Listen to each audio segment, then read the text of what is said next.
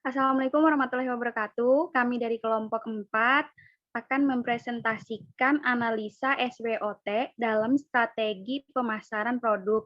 Saya sendiri Sari Asura dan teman saya Prika Melia Marisa Jana sama Siti Novianti. Latar belakang. Dengan berkembangnya perekonomian berdampak pada bisnis dalam segala bidang usaha, maka harus dipastikan agar setiap perusahaan dapat bersaing dan berusaha untuk meningkatkan kemajuan perusahaan.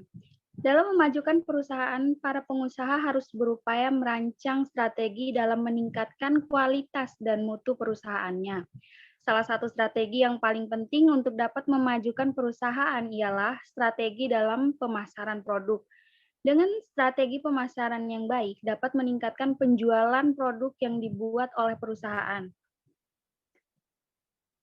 Nah, adapun tujuan penelitian kami yaitu dapat memberikan masukan kepada CV Mitra Berkah Sejati agar lebih bisa meningkatkan strategi pemasaran, sehingga perusahaan dapat bersaing dengan perusahaan lain dalam bidang manufaktur. Adapun ruang lingkupnya, yang pertama menganalisa faktor SWOT yang terdapat pada CV Mitra Berkah Sejati. Selanjutnya membuat perumusan strategi pemasaran dengan menggunakan model kuantitatif, yaitu matriks internal eksternal dan diagram Cartesius, dan model kualitatif atau matriks SWOT.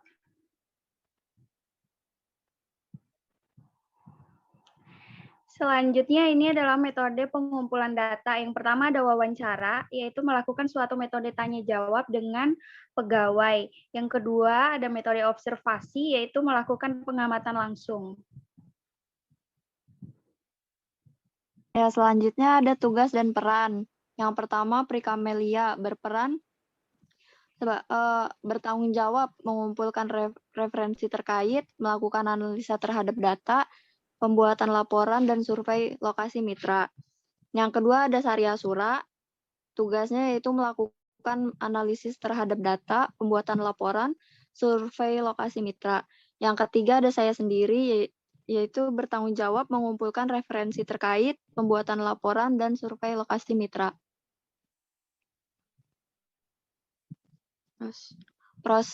Proses bisnis institusi. CV Mitra Berkah Sejati merupakan usaha jual beli bahan kimia. Pada awalnya, usaha ini melakukan jual beli berdasarkan mulut ke mulut. Proses ini berkelanjutan sampai usaha ini berkembang dan memiliki gudang sendiri. Proses penjualan diawali dengan pengiriman surat penawaran oleh sales kepada customer.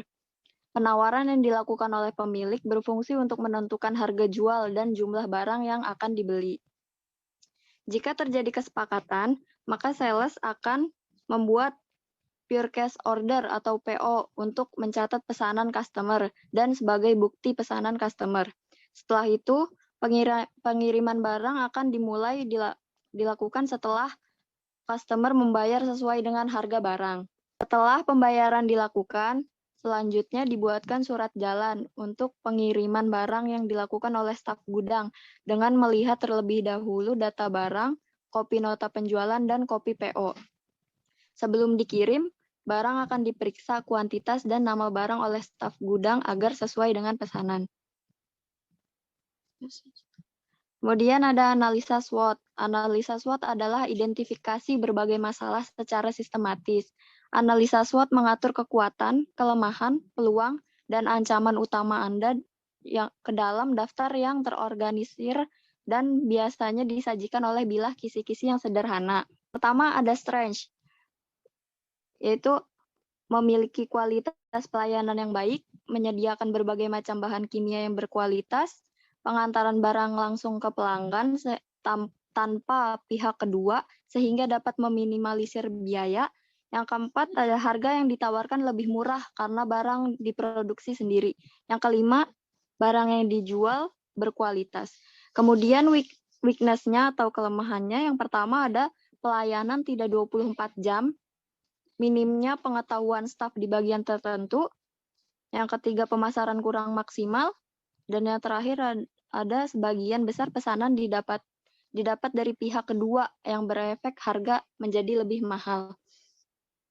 Yang ketiga itu ada opportunities atau peluang. Yang pertama, peluang pasar yang luas karena perusahaan serupa masih jarang. Yang kedua, peluang lokasi yang strategis berada dekat kawasan industri pengguna sekitar. Yang ketiga, hubungan baik yang terjalin dengan para konsumen sejak lama. Yang keempat ada trade, yaitu satu, potensi munculnya perusahaan serupa yang akan bersaing dengan produk serupa.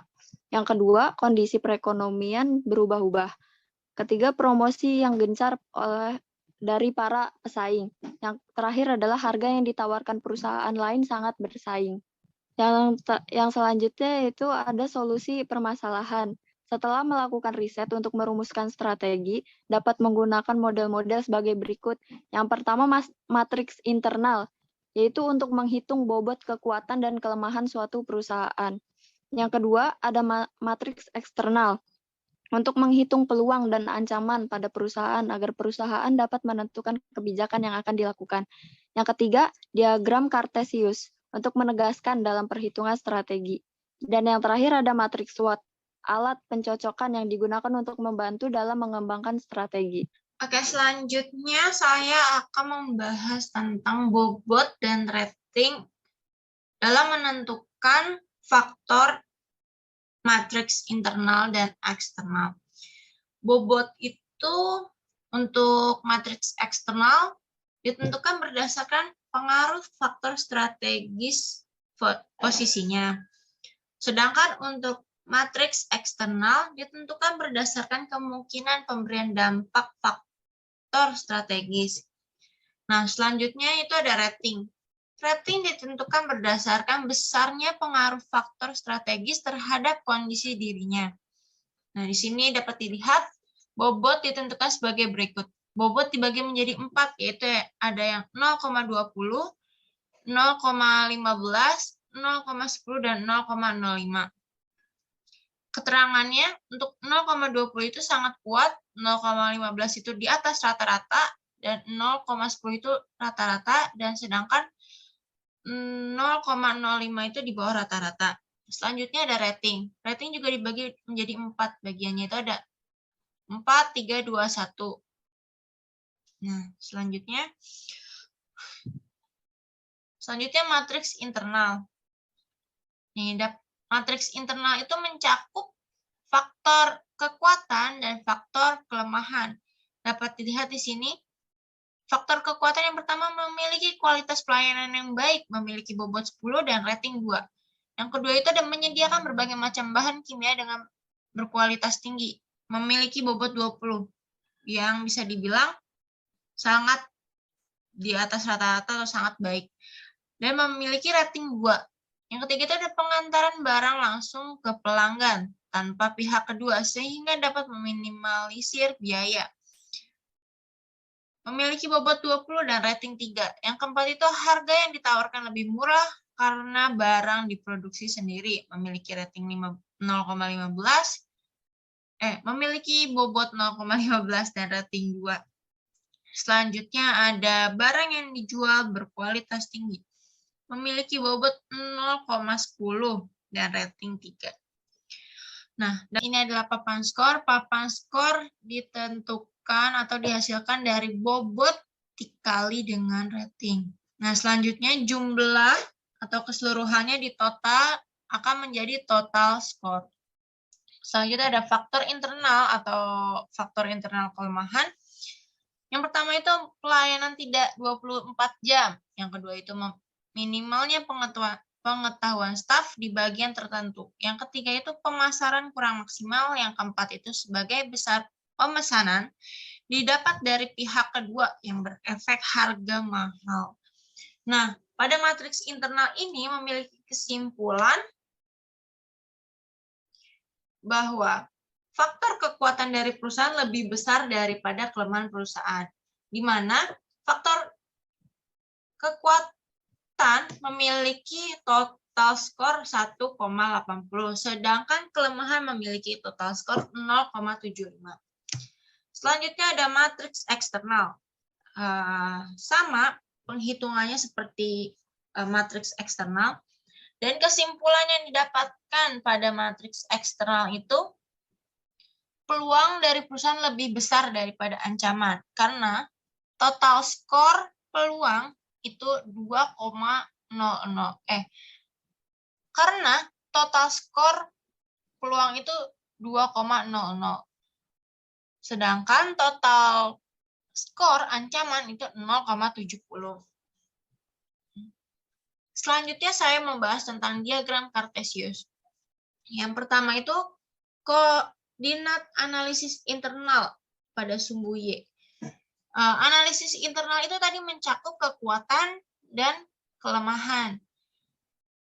Untuk mendapatkan titik koordinat itu melakukan atau menggunakan cara total kekuatan dikurang dengan total kelemahan yang hasilnya 1,05.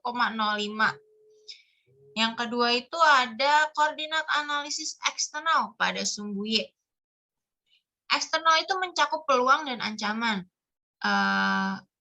Titik koordinatnya ditentukan dengan total peluang dikurang dengan total ancaman yang menghasilkan titik koordinat 1,30. Berdasarkan skor matriks di atas menunjukkan bahwa kekuatan lebih kecil daripada peluang dengan selisih minus 0,20 dan arah kebijakan CV mitra berkah sejati dalam kondisi stable growth strategy, yang artinya strategi pertumbuhan stabil. Kondisi ini adalah strategi mempertahankan pertumbuhan yang ada. Jadi kenaikan yang stabil, tapi jika mengalami penurunan akan menghasilkan ancaman bagi perusahaan. Stable growth strategi itu berdasarkan hasil skor matriks internal dan eksternal, memiliki titik koordinat yang berada pada kuadran 1 dan kuadran 2. Kuadran 1 itu tentang growth dan kuadran 2 itu tentang stable atau stabil. Nah, berikut adalah gambaran diagram Kartesius. Selanjutnya, strategi yang dihasilkan setelah memecahkan permasalahan dengan menggunakan model yang di atas, maka dapat menghasilkan beberapa strategi untuk meningkatkan kualitas perusahaan sebagai berikut. Yang pertama itu ada strategi SO atau kekuatan dan ancaman. Kekuatan ancaman itu yang pertama meningkatkan pelayanan dalam menghadapi customer agar terjalin hubungan secara baik dan lama. Yang kedua itu meningkatkan jaringan konsumen. Yang selanjutnya itu ada strategi WO atau kelemahan dan peluang. Yang pertama itu meningkatkan dalam pemasaran.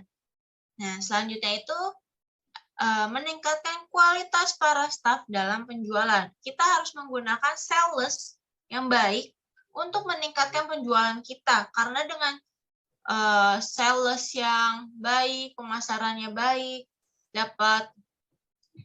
mereka dapat menjalin hubungan dengan customer. Selanjutnya yang ketiga itu ada strategi ST atau kekuatan dan ancaman. Yang pertama itu memberikan harga spesial diskon kepada customer. Yang kedua itu ada meningkatkan kualitas dalam pengiriman barang agar dapat bersaing dengan perusahaan kompetitor. Selanjutnya ada strategi WT atau kelemahan dan ancaman. Yang pertama itu harus meningkatkan daya tarik pembeli dengan mengadakan promosi. Yang kedua itu meningkatkan kualitas sumber daya manusia agar dapat meningkatkan jumlah penjualan. Dari hasil penelitian di atas, kami menyimpulkan yang pertama itu tentang produknya.